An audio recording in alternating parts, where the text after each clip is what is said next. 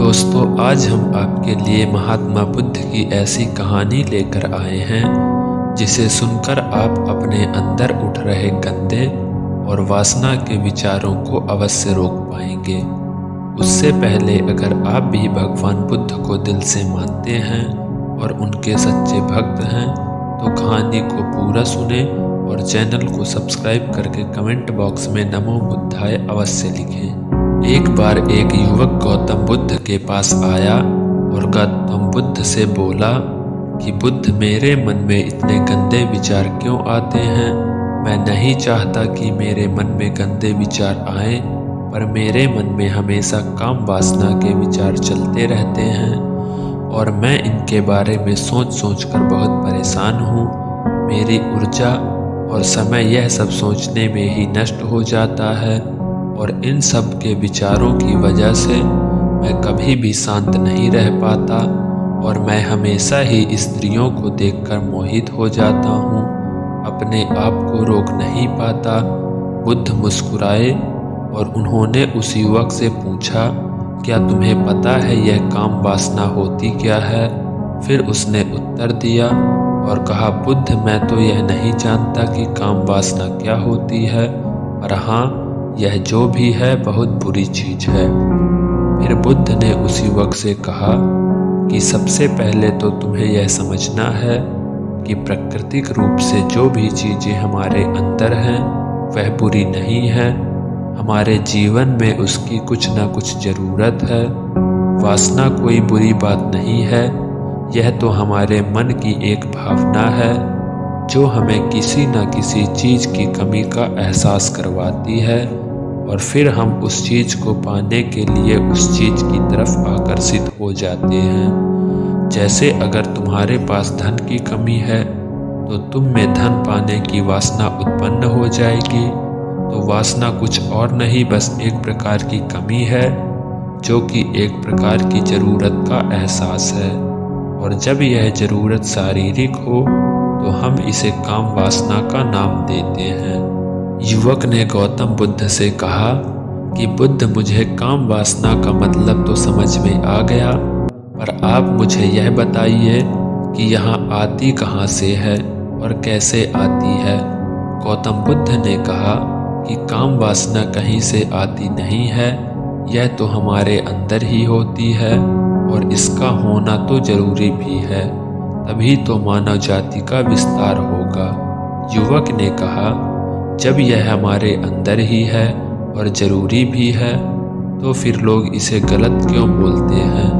बुद्ध ने कहा कि यही तो समस्या है, लोगों ने काम वासना को गलत तरीके से सोच लिया है, इसे छुपाने की, दबाने की कोशिश करते हैं। काम वासना गलत नहीं है, बल्कि काम वासना को गलत तरीके से प्रयोग करना गलत बात है। लोग जिससे प्रेम करते हैं बस उसी के लिए जीने लग जाते हैं, उसे पाना ही अपना मार्ग बना लेते हैं और उसी के बारे में हमेशा सोचते रहते हैं, पर यह सब गलत है। बुद्ध ने युवक से कहा, क्या तुम्हें पता है जानवरों में भी काम वासना होती है?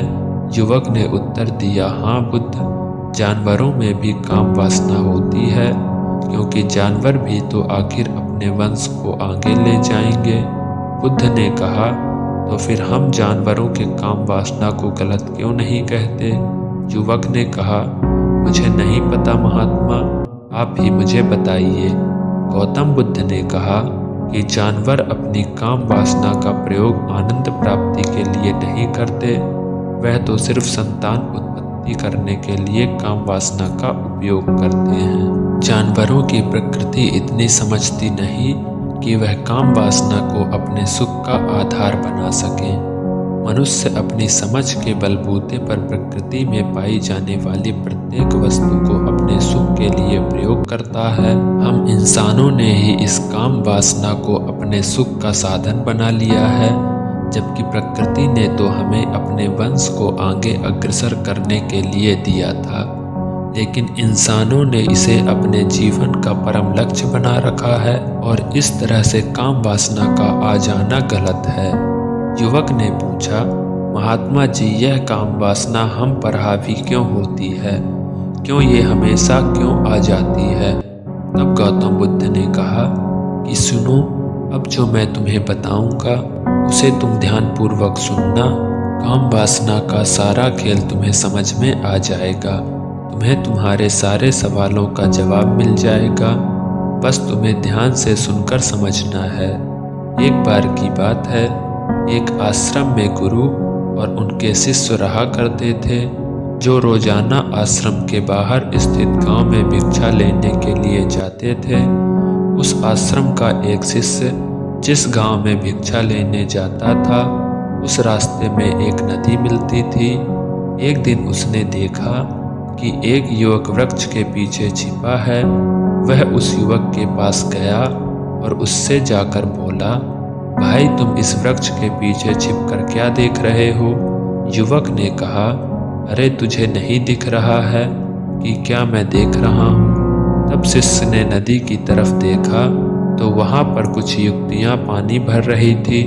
तब उसने उस युवक से कहा, अरे भाई वहाँ पर तो युवतियाँ पानी भर रही हैं, इसमें छिप कर देखने वाली क्या बात है? तब वो युवक शिष्य की तरफ देखकर उससे कहता है, अरे पागल तुम्हें दिखाई नहीं दे रहा क्या कि कैसे यह पर नदी पर पानी निकाल रही है? जरा उनकी अदाओं को तो देखो, उनके कोमल शरीर को तो देखो कि पतली कमर मटके को उठाते समय बाल खाती है और उनके बाल उनकी कमर पर कैसे लहरा रहे हैं, मानो सुंदरता बिखर रही हो। शिष्य ने फिर नदी की तरफ देखा और इस बार वह उसे देखता ही चला गया। अभी तक तो कुछ भी नजर नहीं आ रहा था और वह बिल्कुल निर्भर था। उसे किसी भी बात का कोई डर नहीं था, लेकिन अब वो छिपने लगा और उन युवतियों को देखने लगा। और जब वो छिपकर उन युवतियों को देख रहा था, तभी वह अचानक अंदर से कांप गया और उसने कहा कि यह मैं क्या कर रहा हूँ? मैं जो कर रहा हूँ वह सही नहीं है, मुझे यहाँ से चले जाना चाहिए। और फिर वह जल्दी वहाँ से चला गया। वह आश्रम पहुँच जाता है। आश्रम जाकर वो अपने कार्यों में लग गया, लेकिन जो अभी वह देखकर आया था वही उसकी आंखों के सामने बार बार आ रहा था। उसके मन में वही दृश्य चल रहा था। उसका मन वही सब कुछ देखने के लिए उतावला हो रहा था। उसका किसी भी काम में मन नहीं लग रहा था। सुबह होते ही वह जल्दी ही भिक्षा के लिए आश्रम से निकल जाता और उस नदी के पास वाले वृक्ष के पास पहुंच जाता, जहां वह युवक पहले से मौजूद रहता था। उसके साथ मिलकर युवतियों को छुप छुप कर देखता था। अब वह रोज ऐसा करने लग गया। यह उसके रोज का काम हो गया। अब उस शिष्य का मन किसी भी काम में नहीं लग रहा था।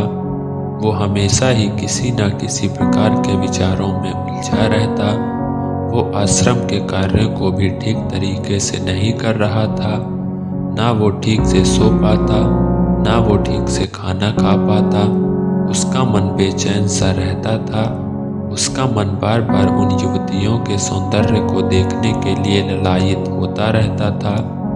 जब गुरु दीक्षा देते समय उसका मन कहीं और विचारों में खोया रहता था। गुरु ने अपने शिष्य की इन हरकतों को भांप लिया था। तब एक दिन गुरु ने शिष्य को अपने पास बुलाया और कहा कि आज से मैं भी तुम्हारे साथ भिक्षा मांगने चलूँगा।